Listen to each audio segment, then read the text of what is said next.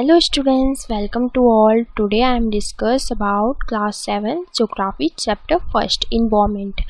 जैसे कि फर्स्टली इसमें बताया गया है कि आफ्टर द लॉन्ग वेकेशन जो रवि था starting going to school again. जब वो स्कूल गया तो उसने क्या देखा कि उसके जो प्लेग्राउंड था उसके स्कूल का वो डग अप हो रहा है, मतलब कि वो गिरा दिया जाएगा। पीपल सेड कि the huge building with many flats will be constructed there.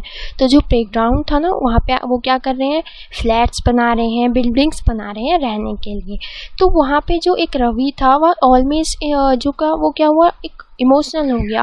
वो टीयर्स मतलब कि आंसू निकल गए कि वो सोच रहा था कि अब हम क्या होता है कि प्लेग्राउंड में कैसे खेलेंगे।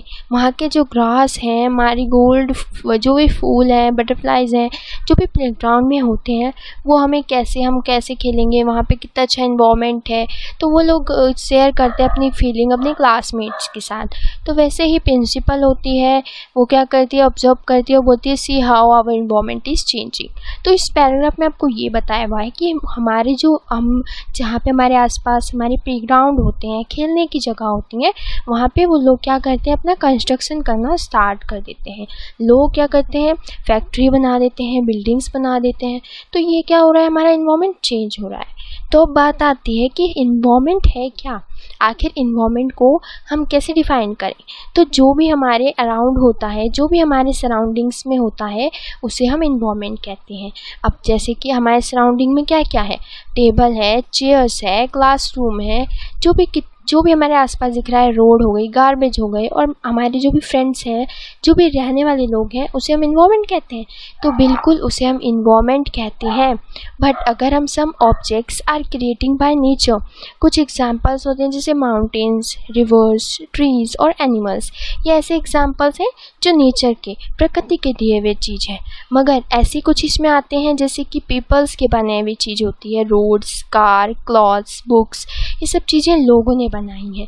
तो जो भी चीज़ें, ये सब चीज़ें, एटमॉस्फेयर जो भी हमारा आता है, इन्वायरमेंट में ही ये सब चीज़ें आती हैं। तो आगे बात किया गया है, जैसे कि आगे हमें बताया गया कि जो भी चीज़ें, जो why is our environment changing, हमारा इन्वायरमेंट जो है ना वो चेंज क्यों हो रहा है। तो अगर हम देखें, it is all because of our needs. Environments हमारा चेंज इसलिए हो रहा है क्योंकि हमारी नीड्स, जो हमारी ज़रूरतें जो है ना वो चेंज हो रही हैं। तो साथ ही साथ इंक्रीजिंग डे बाय डे हमारा जो इन्वायरमेंट, हमारा जो क्लाइमेट है, हमारा जो भी बोल सकते हैं इन्वायरमेंट चेंज हो रहा है, इंक्रीज हो रही है हमारी नीड्स, उसके पीछे हमारी नीड्स है, हमारी ज़रूरतें हैं। तो we all therefore modify and at the time even destroying our nature surroundings. तो ये सब चीज़ें क्यों हो रही हैं, क्योंकि हमारी जो इन्वायरमेंट है, नेचुरल जो भी चीज़ें हैं, नेचर की दी हुई चीज़ें हैं, वो डिस्ट्रॉय हो रही हैं। तो वो बात अब यहाँ पे आपको समझ आ जाएगा कि हमारी आखिर इन्वायरमेंट में क्या क्या चीज़ें हैं। इससे आपको एकदम क्लियर हो जाएगा कि जैसे कि देखो, नेचर की दी हुई कौन सी चीज़ें होती हैं, लिविंग थिंग्स। जितनी भी लिविंग थिंग्स हैं उसे हम बायोस्फीयर कहते हैं। बायो मतलब होता है लाइफ। जहाँ पे भी आपको बायो वर्ड दिख जाए, इसका मतलब आपको समझ आना है कि वो वर्ड किससे रिलेटेड है, वो लाइफ से रिलेटेड है। लिथोस्फीयर, लिथो मतलब होता है लैंड। लैंड भी हमारी एक नेचर की दी हुई चीज़ है। अगर हम बात करें एटमॉस्फेयर की, एटमॉस्फेयर मतलब होता है एयर, जो भी हमारा यहाँ पे एयर है। और वाटर, हाइड्रो मतलब होता है वाटर। वाटर ये भी हमारे नेचर की दी हुई चीज़ है।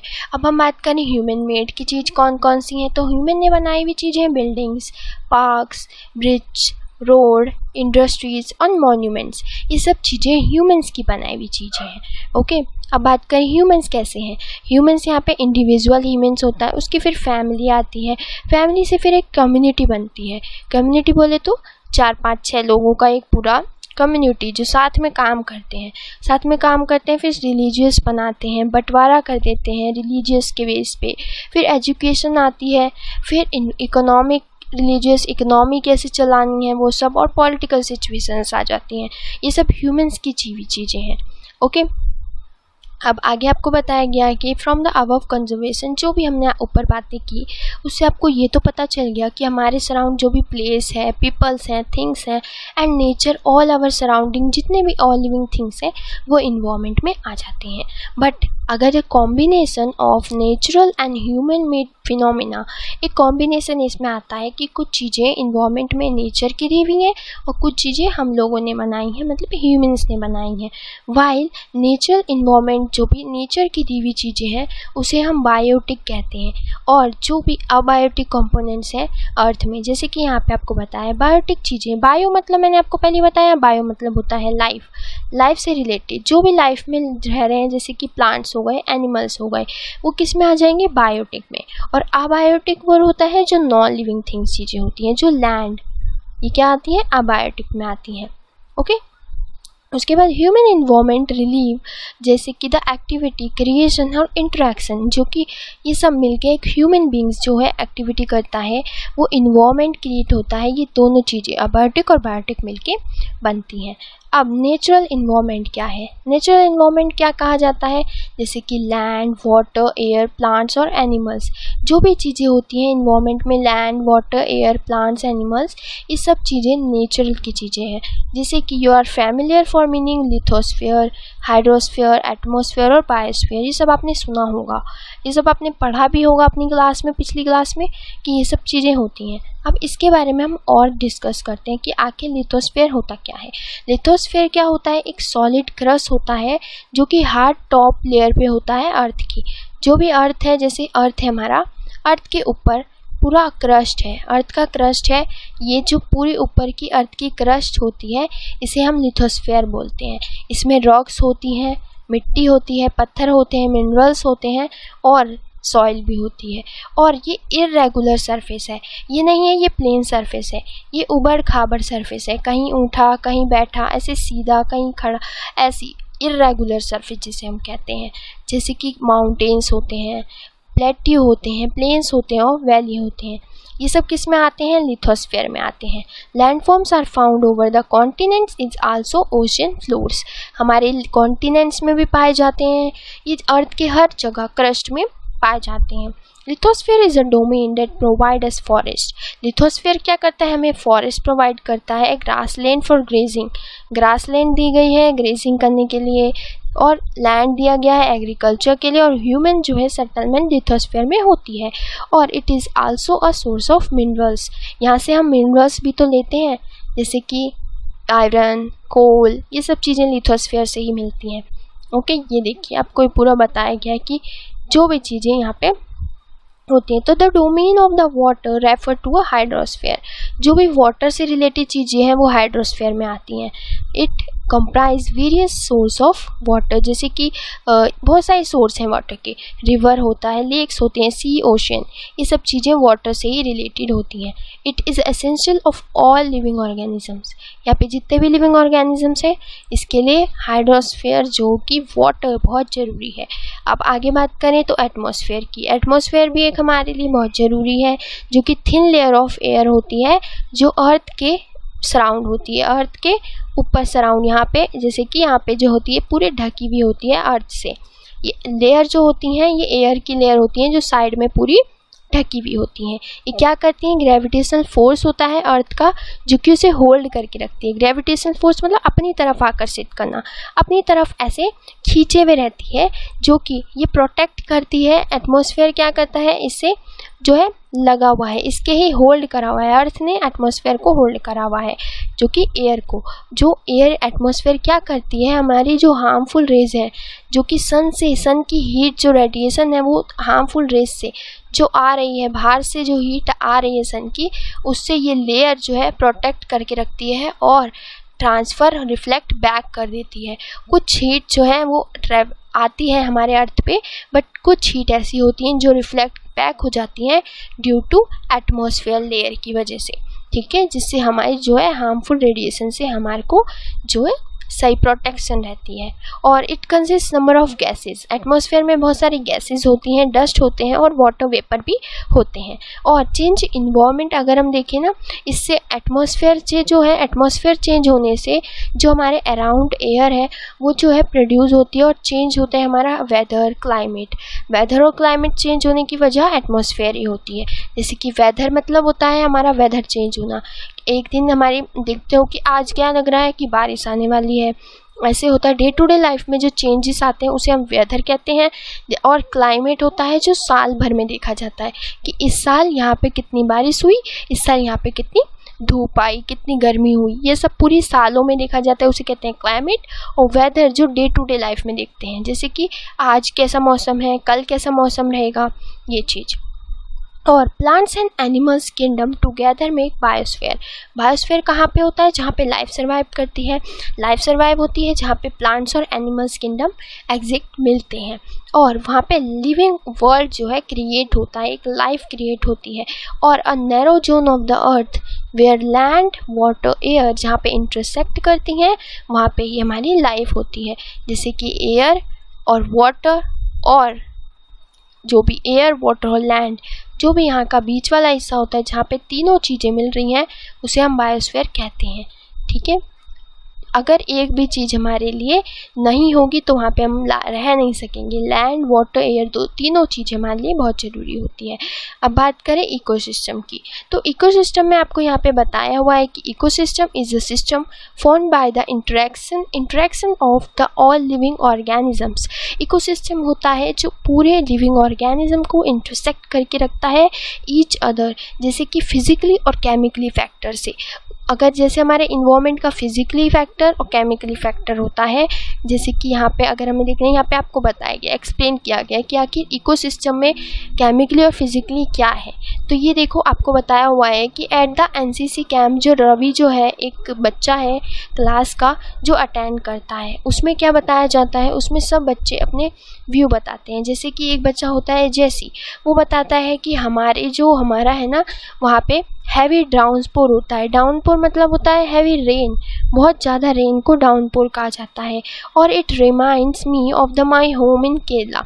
अगर हम केरला की बात करें तो केरला ऐसी जगह है जहाँ पे बहुत सारी बारिश होती हैं, बहुत बर्फीला, मतलब कह सकते हैं काफ़ी ठंडा एरिया होता है, और वहाँ पे ग्रीन फील्ड होती है, रसीले फ्रूट्स मिलते हैं और कोकोनट्स वाली चीज़ें, वहाँ पे पानी वाली चीज़ें वहाँ पे देखने को मिलती हैं केरला में।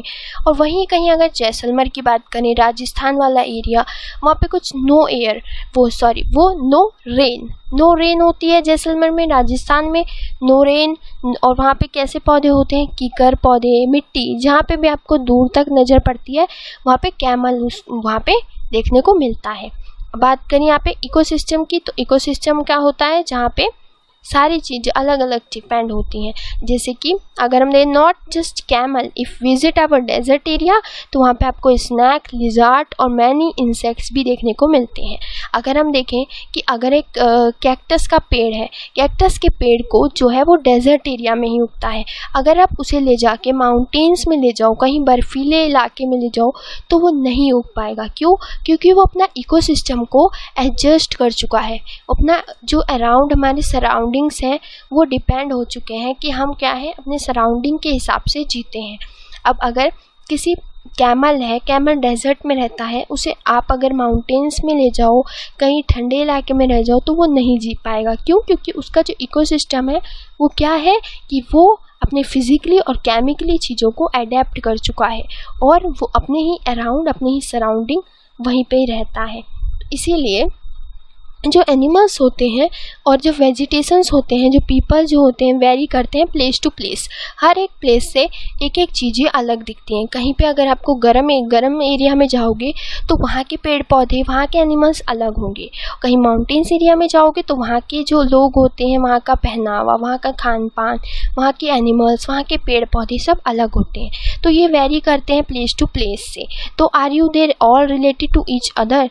तो यस, हम एक दूसरे से ही रिलेटेड हैं। अगर हमारा इन्वायरमेंट है तो हम उससे रिलेटेड ही रहेंगे, इन्वायरमेंट से ही अडॉप्ट हो चुके होंगे, मतलब अपने इन्वायरमेंट के हिसाब से ही जीते हैं।